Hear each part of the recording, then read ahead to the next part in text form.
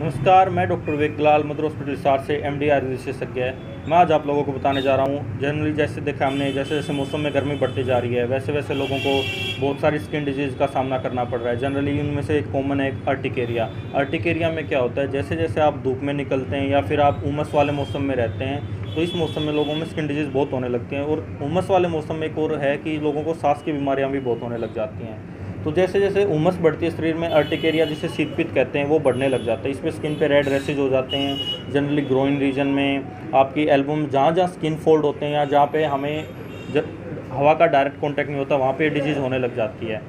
और जनरली क्या होता है, कुछ लोगों में ये डिजीज़ बहुत ज़्यादा रूप में फैल जाती है। जिस तरह जनरली कुछ लोगों ने अगर कुछ एंटीबायोटिक्स का सेवन कर रखा है या कुछ और किसी बीमारी का ट्रीटमेंट चल रहा है तो उनको एलर्जी के रूप में जनरली चेस्ट के ऊपर, फीमेल्स में ब्रेस्ट के ऊपर, अंडर आर्म्स के नीचे रेड रैशेज होने लग जाते हैं। ये प्रॉब्लम बहुत आम होती जा रही है। और आयुर्वेद में जिस तरह हम मानेंगे, एलोपैथी में क्या करते हैं, जब आप दवा ले लेते हैं तो कुछ टाइम के लिए वो सप्रेस हो जाती है, लेकिन जनरली आपने देखा होगा कि वो सप्रेस होने के 10 से 15 दिन बाद ही वापस आने लग जाते हैं वो रैशेज, और पहले जिस इंटेंसिटी में थे उससे कुछ ज़्यादा इंटेंसिटी में होने लग जाते हैं।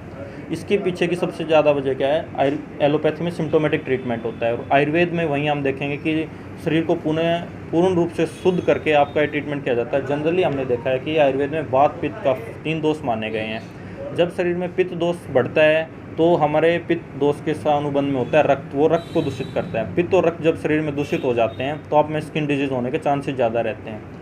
तो अगर आपको अपने किसी भी स्किन डिजीज़ का पूर्ण रूप से इलाज चाहिए और सस्ता और सुलभ इलाज चाहिए तो आप संपर्क कर सकते हैं मदर हॉस्पिटल हिसार में। इसके अलावा कुछ लोगों को इसके अलावा जिससे सोराइसिस होता है, सोराइसिस में भी लोग क्या करते हैं, सोराइसिस में लोग एलोपैथिक ट्रीटमेंट ले लेते हैं। सोराइसिस में लोग समझते हैं कि वो स्किन डिजीज़ है। सोराइसिस स्किन डिजीज़ ना होने की वजह से सोराइसिस एक जनरली स्ट्रेस इंड्यूस्ड डिजीज़ है। जनरली आप जिसको भी सोराइसिस होता है आप उन्होंने देखा गया तो उसकी फैमिली में कोई प्रॉब्लम होती है या उसको दिमाग में कोई टेंशन रहती है, हाइपरटेंशन का मरीज़ रहता है या जनरली उसको कह सकते हैं एक तरह से डिप्रेशन का शिकार होता है, तब उसमें सोराइसिस का होता है। और सोराइसिस एक ऑटोइम्यून डिजीज़ है। जब बॉडी की इम्यूनिटी, जिस तरह हमारी जनरली स्किन का साइकिल होता है 40 to 60 डेज़ का होता है, सोराइसिस के पेशेंट में यही साइकिल घट जाता है।